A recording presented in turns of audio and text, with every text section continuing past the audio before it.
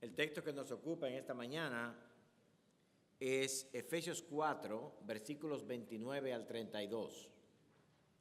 Efesios 4, 29 al 32. Y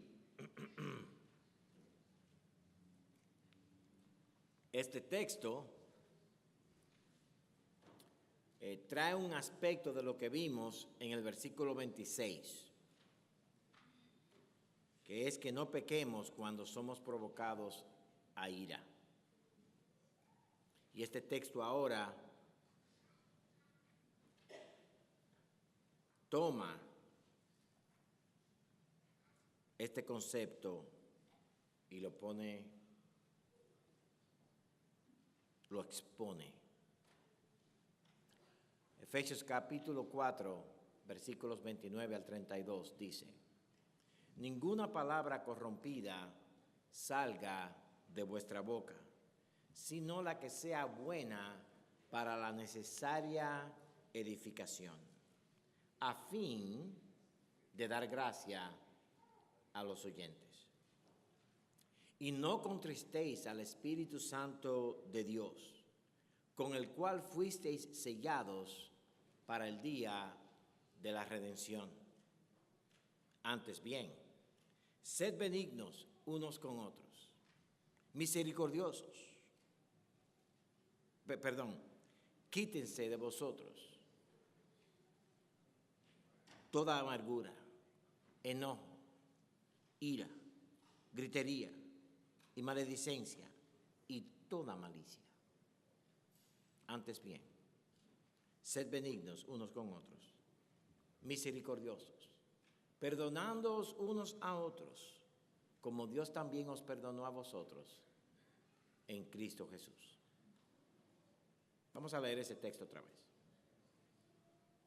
Ninguna palabra corrompida salga de vuestra boca, sino la que sea buena para la necesaria edificación, a fin de dar gracia a los oyentes. Y no contristéis al Espíritu Santo de Dios, con el cual fuisteis sellados para el día de la redención. Quítense de vosotros toda amargura, enojo, ira, gritería y maledicencia y toda malicia. Antes, sed benignos unos con otros, misericordiosos, perdonándoos unos a otros, como Dios también os perdonó a vosotros en Cristo. En el sermón anterior nosotros vimos la necesidad imperativa de abandonar la ira. Cuando somos provocados a airarnos, a responder con ira, debemos quitar eso, porque la ira es dañina. El propósito final del enojo y de la ira es hacer daño.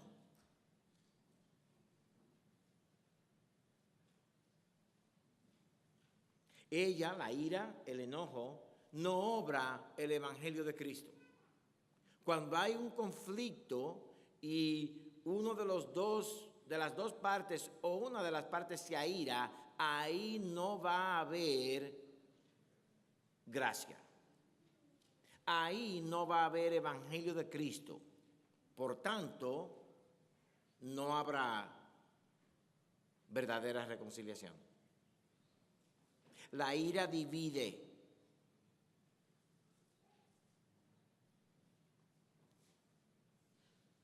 Cuando somos provocados a airarnos y caemos en la tentación de airarnos, debemos de cortar eso inmediatamente. No se ponga el sol sobre vuestro enojo, no indica que, yo me airé a las 8 de la mañana, así que tengo todo el día para explotar en ira, siempre y cuando llegue la noche y yo pueda resolver el asunto. No. El asunto ahí es que tan pronto usted tiene ira, debe de pararse y lidiar con ella. Vimos que un resultado horrible de la ira es que le damos lugar al diablo. Le damos un lugar desde donde él batalla contra nosotros.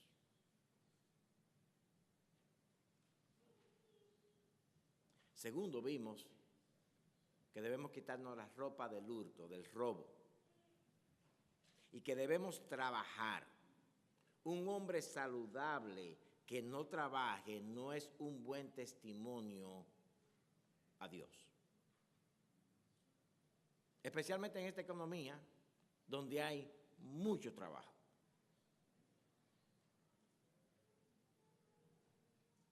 No hay razón para que no trabajemos. ¿Por qué?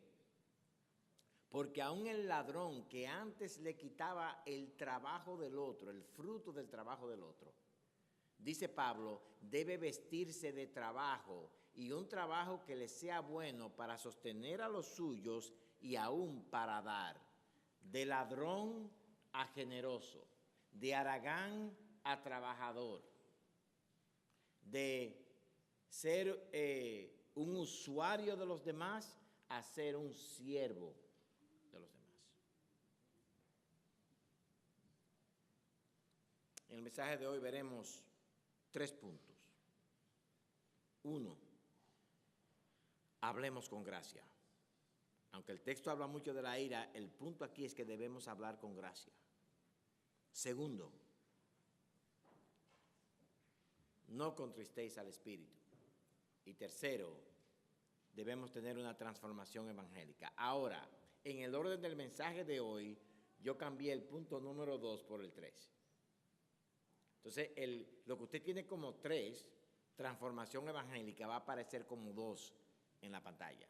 Y luego vamos a lidiar por último con no contristéis al Espíritu.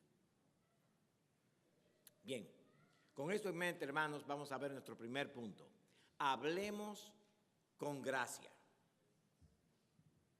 El hablar muestra lo que hay en el corazón. Jesús dijo eso, hemos visto eso desde hace muchos años y lo hemos repetido en el sermón anterior. Nosotros hablamos, lo que decimos está en el corazón.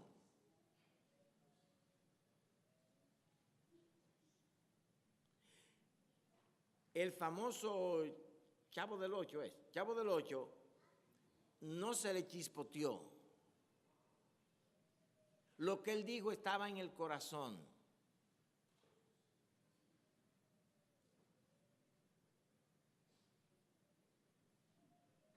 Si tenemos la gracia de Cristo en nosotros, entonces el hablar nuestro va a mostrar que tenemos a Cristo.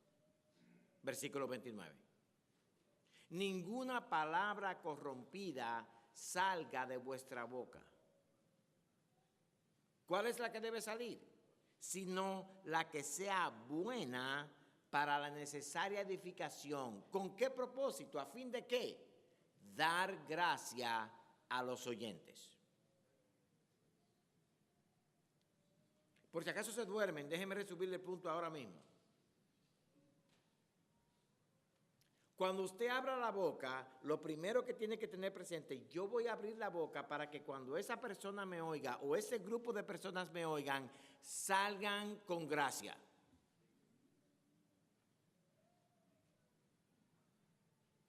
Yo quiero que cuando ellos salgan de mi presencia, salgan alentados. Si mi propósito no es ese, al hablar con mi hijo, al hablar con mi esposa, al hablar con un grupo, entonces debemos cerrar la boca.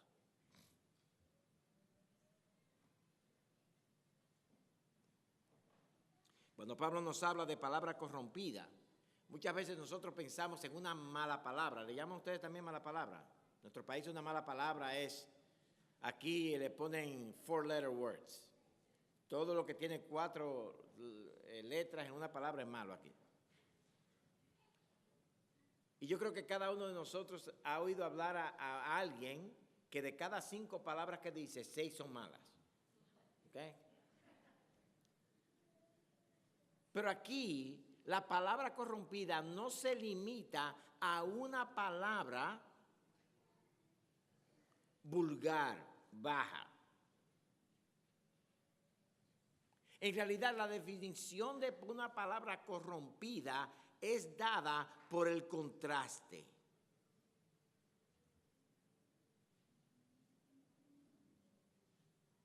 Si tu palabra no va a ser buena para edificar, es palabra corrompida. Por eso es que el chisme destruye. Porque el chisme no tiene otro propósito que dañar. ¿Cuándo fue la última vez que usted fue edificado por un chisme? Pero nos gusta la película, ¿verdad? Nos gusta la telenovela. Mira, yo no sé, pero yo escuché e inmediatamente ahí decimos, yo soy Cris. No, dímelo.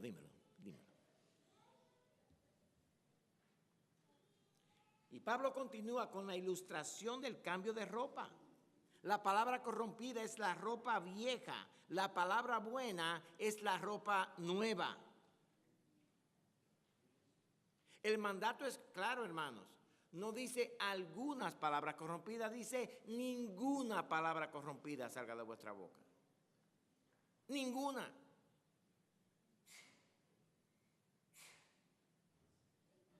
Y como vimos, la palabra corrompida es aquella que no trae edificación. Proverbios dice que el poder de la muerte y de la vida está en la lengua. Cuando tú hablas, ¿tú vas a dar vida o vas a dar muerte? Cuando tú hablas, tu lengua se convierte en una fuente de agua dulce o en una fuente de agua amarga. Esa palabra corrompida, que no trae edificación, es como una carne podrida. Es como una carne que le han puesto veneno.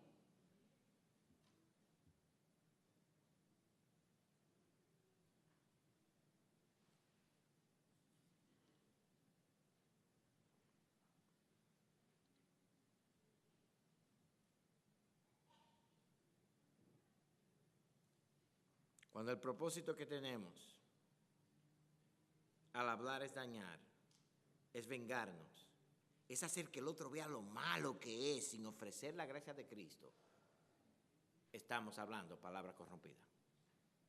No va a edificar. La palabra corrompida daña, hiere, destruye. La ropa nueva está en el Salmo 19:14. Sean gratos los dichos de mi boca y la meditación de mi corazón delante de ti, oh Jehová, roca mía y redentor mío. Sean gratos los dichos de mi boca y la meditación de mi corazón, porque si la meditación de mi corazón no es grata a ti, lo que voy a decir tampoco va a ser grato a ti. Y de nuevo aquí tenemos la conexión entre el corazón, entre la boca, lo que habla, y el corazón, la fuente.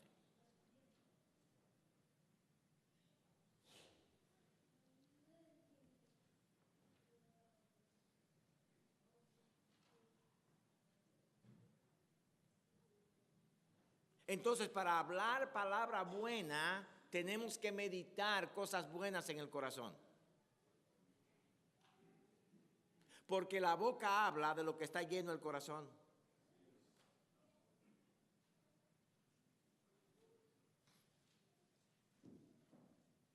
¿Qué tipo de palabras debemos usar? ¿Qué vestido deben llevar nuestras palabras? La buena, la que vaya a edificar. Esto indica que usted debe decir algo que traiga gracia como resultado de lo que dijo. La edificación es necesaria para todos y las palabras nuestras son las herramientas que Dios usa para edificar la iglesia. Cuando estábamos en República Dominicana, Teresa y yo y los niños nos hicimos bien, bien amigos de un ministerio de mudos que tenía la iglesia. Y esta pareja tenía sus hijos y Montserrat. Esta gente estaba involucrada en tratar de comunicar las palabras a los mudos. Porque ellos sabían que sin las palabras de la palabra de Dios, esos mudos se iban a perder. No iban a ser edificados. Aunque no dicen palabras con la boca, dicen palabras con las manos y las señales. Son palabras.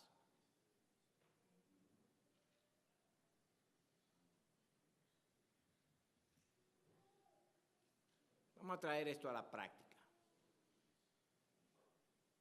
Sale tu hijo edificado cuando sale de tu presencia. Cuando él termina de hablar contigo, o ella termina de hablar contigo, dice, wow, yo quiero estar más con mami o con papi. Qué bueno fue escuchar a mi papá y a mi mamá hablar conmigo. Sale tu esposa o tu esposo edificado, alentado, animado de tu presencia después de escuchar lo que tú dices.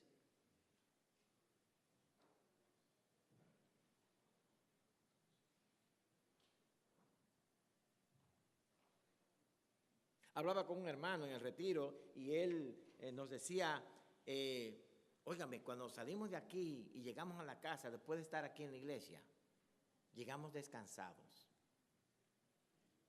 Antes llegábamos cargados. Hermanos, cada uno de nosotros que diga algo a alguien, ese alguien tiene que decir, salimos descargados. Salimos sin una carga, salimos aliviados, salimos alentados de la presencia de mi esposo, de mi esposa, de mis hijos, del pastor, de la iglesia, del retiro. La gente del retiro, si dicen que están descansados, están mintiendo porque ninguno durmió, excepto por mí. Que me dejaban escapar, yo me forzaba a escapar, los demás estaban despiertos, haciendo ruido.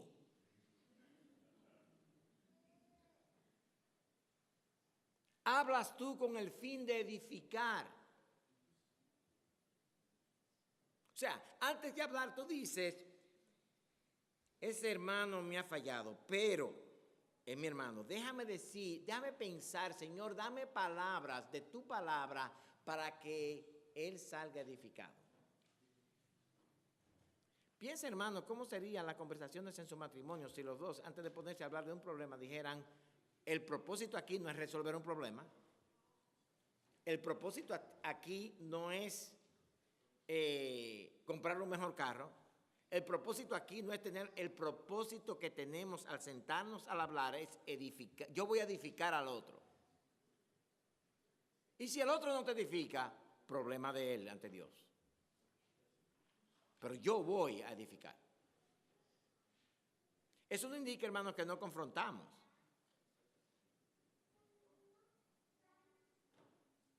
Pero confrontamos para edificar.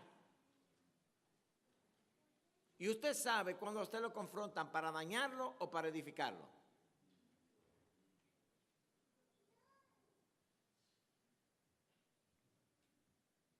Así que debemos ver nuestros corazones antes de hablar. Voy a decir algo que con el propósito de edificar, de servir, de alentar, de animar, o voy a decirlo simplemente porque ya me siento así y tengo que dejarle saber lo dulce que es el cuchillo que tengo. Te meten el cuchillo y tú ni lo sientes. Eso es lo que yo quería.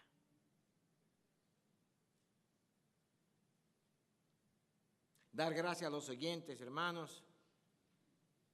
Significa que cuando salen de nuestra presencia, como hemos dicho, ellos salen alentados.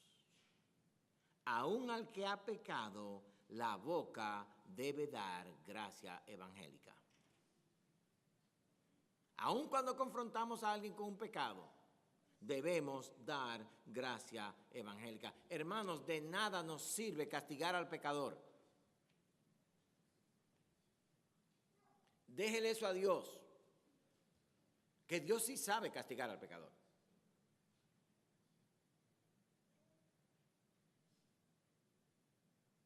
El enojo y la gracia no van juntos. Los demás deben ver en nosotros una puerta de misericordia y de gracia por las palabras que usamos para dirigirnos a los demás.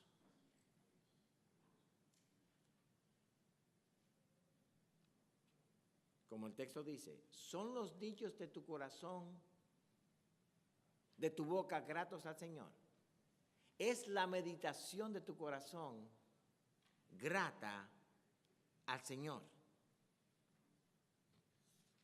Un error que nosotros tenemos, hermanos. Yo espero que con las clases de teología que estamos dando en la escuela dominical, volvamos a recordar esta verdad.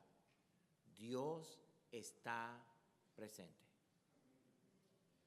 Yo le aseguro, hermanos, y yo hace como 10 años que di este ejemplo, 15 años, lo voy a repetir otra vez. ¿A cuántos de ustedes, especialmente los nuevos, les gustaría que yo viviera con usted por 2 semanas?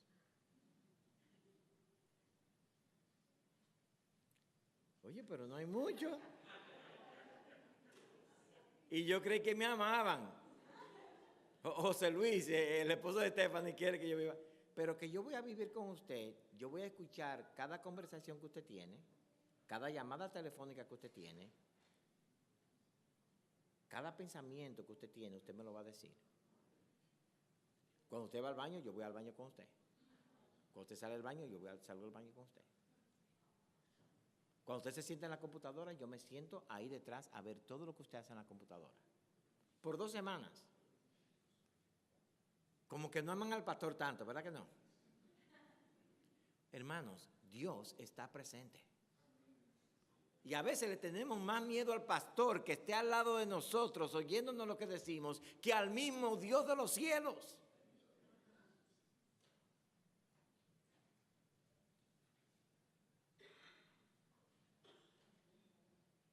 Por tanto, debe haber una transformación. Para que palabra corrompida no salga de nuestra boca, sino la que sea buena, tiene que haber una transformación evangélica en nosotros. Y ese es el punto número 2. Una transformación evangélica. Aquí yo no estoy hablando simplemente de convertirnos, de venir a Cristo, no. Estamos hablando de ahora como cristianos, nosotros humillarnos ante Cristo para que Él haga una obra, y es la obra siguiente. Hay una ropa vieja que debemos quitarnos y hay una ropa nueva que debemos ponernos. Necesitamos una transformación evangélica.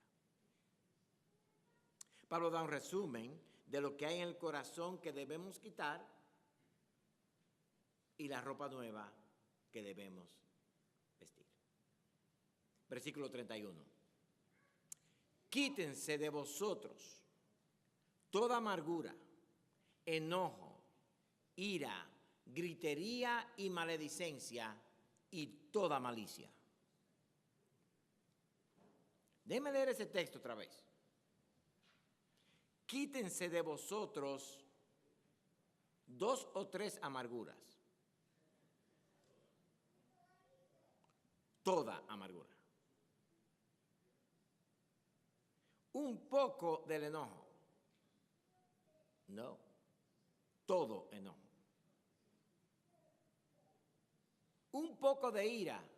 No, toda ira. Un poco de gritería. Es que a veces me tengo que expresar. Pues déjame gritar.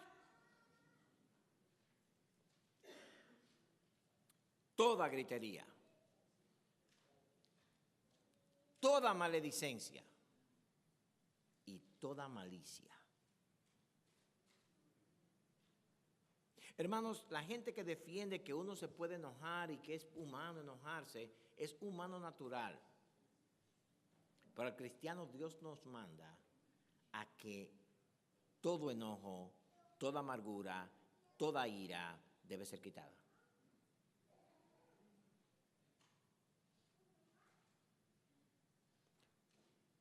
Toda. Y la palabra toda en chino significa ¿qué? Toda.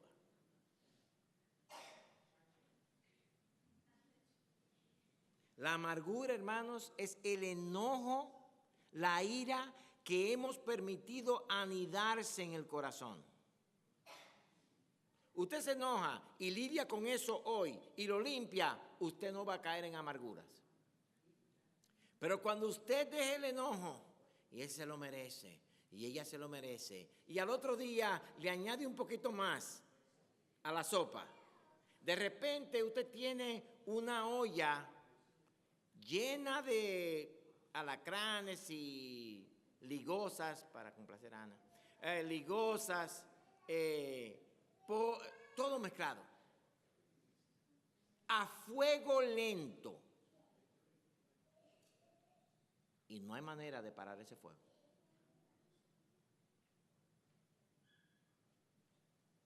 Es el lugar que el diablo ha tomado por nuestra negligencia en lidiar con el enojo y la ira.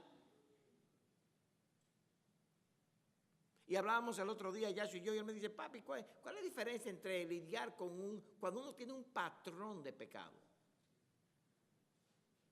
El problema de los patrones pecaminosos como la amargura es que muchas veces nosotros lidiamos solamente con la acción presente.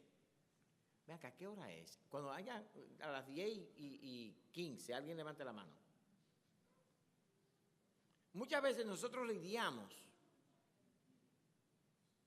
con el asunto presente. Ay, perdóname, Alex, que te ofendí. Entonces nosotros creemos que cuando Alex dice, te perdono, ya ahí se resolvió todo. No. Gracias, Alex, por perdonarme, pero ahora yo tengo que ver mi corazón y ver de dónde salió ese insulto que yo le di a Alex. Entonces, muchas veces nosotros somos expertos en lidiar con la acción, no con el corazón.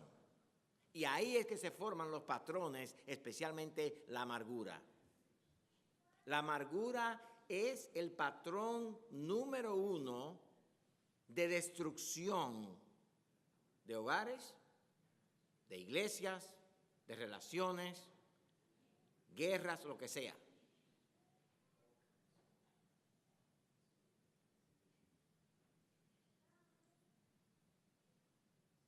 Cuando pecamos, no basta lidiar con la acción, hay que ir a la raíz de esa acción.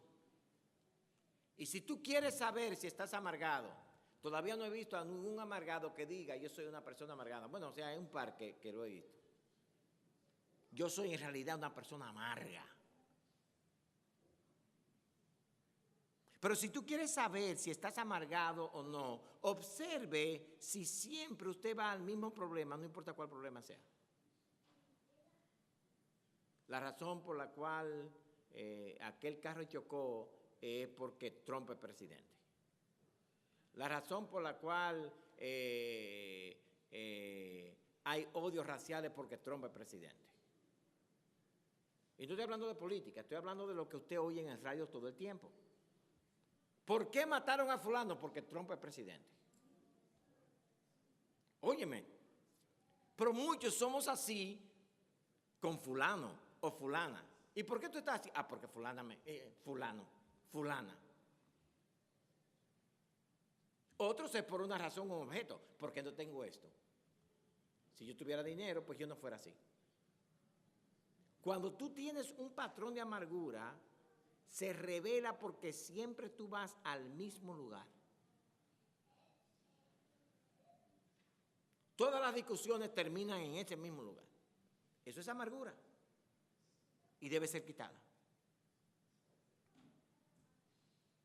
La amargura afecta el alma y aún afecta el cuerpo.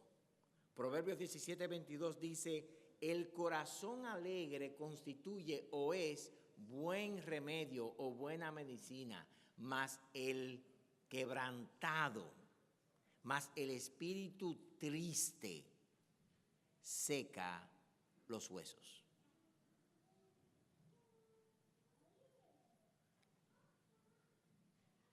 Desafortunadamente, hermanos, hay muchas personas que sufren de una enfermedad que se llama osteoporosis. Y han tratado de ver cuál es el problema. Y ahora, uno de los tratamientos que están dando a las personas con osteoporosis es antidepresivos. Porque ellos se dan cuenta que en realidad una persona con osteoporosis generalmente es una persona depresiva, amargada, triste. El corazón alegre, dice Proverbios, es buena medicina.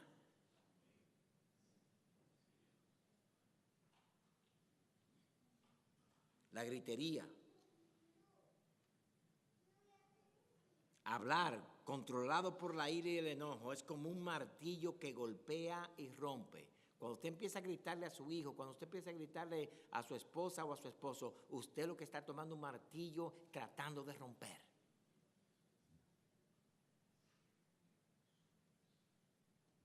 Como veremos cuando lleguemos a la crianza de los hijos, en Efesios. Dime, ¿por qué hiciste eso? Porque ¿quién te mandó a hablar? Ajá.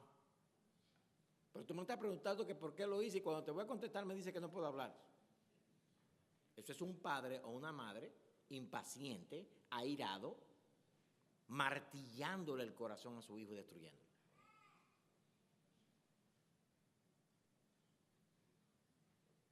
La maledicencia es el uso de palabras para herir, maldecir, dañar al que es objeto de nuestra ira. La maledicencia usa palabras podridas, feas, bajas para expresar la ira. Cuando tú no puedas pararte de decir lo malo, cállate la boca, porque no vas a decir nada bueno. Por último, debemos quitarnos la malicia. Y la malicia es la raíz. Somos maliciosos cuando estamos amargados, somos maliciosos cuando estamos airados, somos maliciosos cuando estamos enojados. Queremos hacer maldad.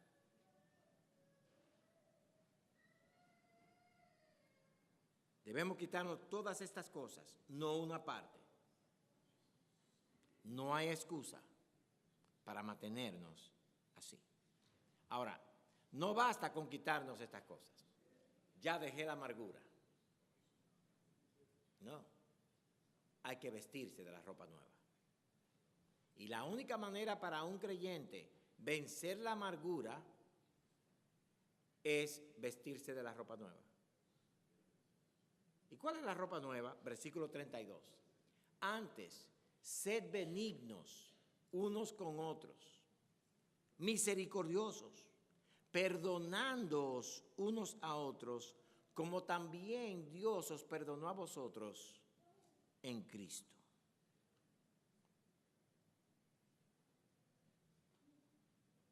La respuesta a la amargura, al enojo, a la ira, a todas esas cosas que debemos quitarnos, no es simplemente parar de hacer una acción, es convertirnos en alguien diferente. Es una transformación evangélica. Mira lo que dice el texto. Antes, sed. El mandamiento no es a cambiar de acción, el mandamiento es a ser otro tipo de persona.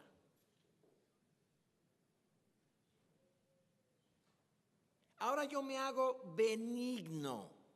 ¿Qué es una persona benigna? Él actúa con bondad para los demás, aún para sus enemigos. No es actuar con bondad, es ser bondadoso. No es actuar con misericordia en ciertas situaciones. Ay, qué pena me da. No, es ser misericordiosos. Y es el ser benignos y ser misericordiosos que produce la acción del perdón continuo los unos con los otros. El perdón no nace de pena o de lástima, sino que nace de la convicción de que yo soy pecador, perdido, merezco el infierno, pero Dios a mí me perdonó. Por tanto, yo debo perdonar a otros. Es una transformación evangélica que hace de nuestros corazones corazones perdonadores. Hay gente que usted la perdona y duerme tranquilo, eso no indica que tiene que juntarse con ellos. Perdonar a alguien no es lo mismo que reconciliarse con alguien, que no es lo mismo ni es igual. El perdón lo único que indica es que yo a ti no te voy a cobrar la deuda que me debes. Reconciliarnos significa 10 y 15. Gracias. Reconciliarnos significa que la deuda es pagada, es restaurada y volvemos a tener lo que teníamos antes, si era bueno.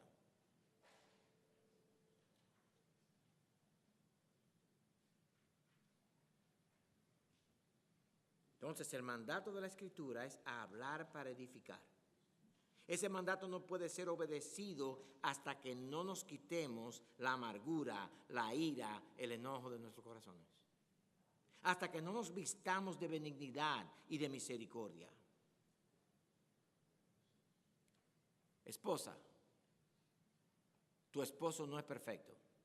Sé misericordioso y benigna con él. Esposo, tu esposa no es perfecta.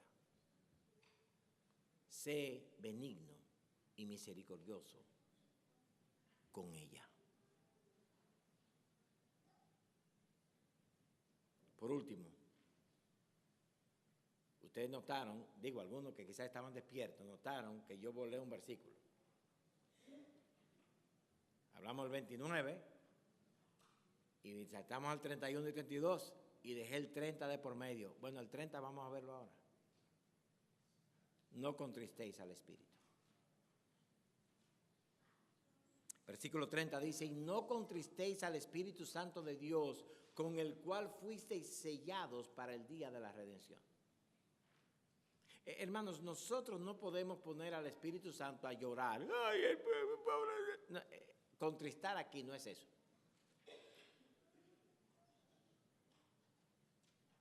Contristar aquí significa irnos en contra de aquel que es todo bondad para nosotros. Es como el hijo que el padre le da todo y va a robarle al padre.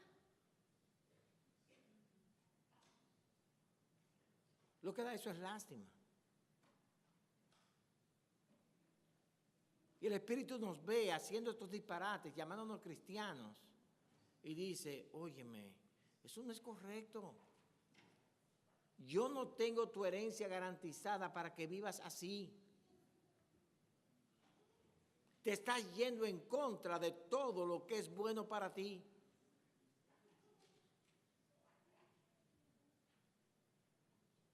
¿Por qué irnos en contra de aquel que es la garantía de nuestra vida eterna? ¿Por qué desafiar y ser contrario a la palabra de Dios? ¿Por qué? No te conviene, mi hijo. Pero mami, es que yo lo amo. Te va a destruir. Yo lo amo. Te va a dañar.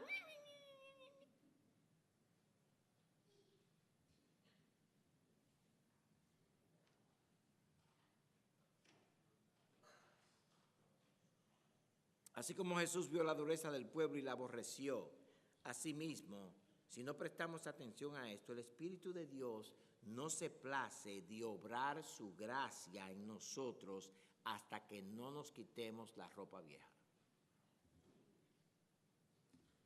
Por eso vimos en el retiro que el hombre de Dios debe ser sobrio y prudente. Un hombre enojado no puede ser pastor, no puede ser líder, no puede hacer nada.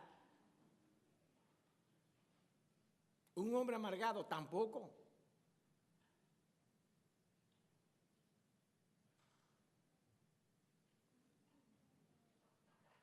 Seamos benignos, seamos misericordiosos, para que el Señor sea glorificado en nuestras palabras. Vamos a orar.